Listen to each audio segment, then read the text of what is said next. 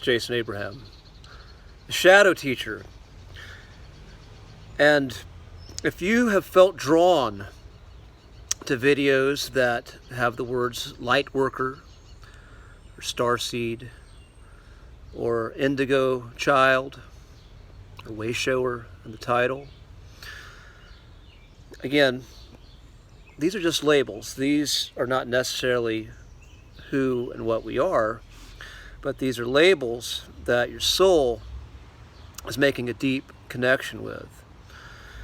And maybe you feel like you're someone who came into this world and these social contracts were thrust upon you, but you never agreed to them. But yet you're expected to follow them. And there's this deep longing for a feeling of home, for a feeling of connection that feels like home. And the social contracts of the world you were born into simply do not do that for you.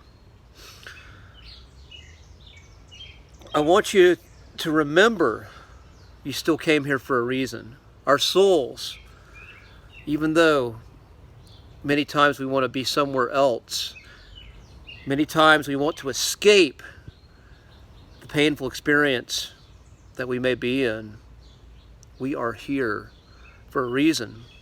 And the words Wayshower, Starseed, Indigo Child, Lightworker, if those words speak to you, then I have a bet that you are being called to alchemize and to be able to sit in this uncomfortable experience and transform it. And that you actually have the ability to do this. And this is your school. You're here because there's an ability, the ability of transmutation, the ability of the alchemist is inside of you. And it needs the resistance of this uncomfortable experience to wake up.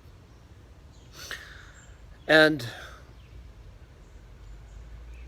though that does not mean that you will never find a place of belonging, does not mean that you will never feel at home in this life. It simply means you're asked to be where you are. You're asked to look at what's showing up, what wants to come through you, what patterns keep repeating, and why do they keep happening. And when you feel those uncomfortable emotions, you simply are being asked to dig in and ask why, not wishing them away, but just seeking understanding. Because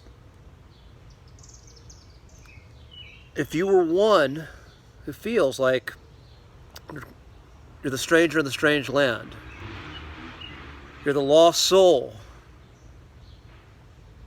exiled from your homeland, from your home world, it is because that home is inside of you. And you have to simply remember how to take what's inside and rebuild the relationship of the object and the witness of the object. And remember that connection. It's not an easy path. And the temptation is escapism. The temptation is to want to find something that sounds really good, very pleasing,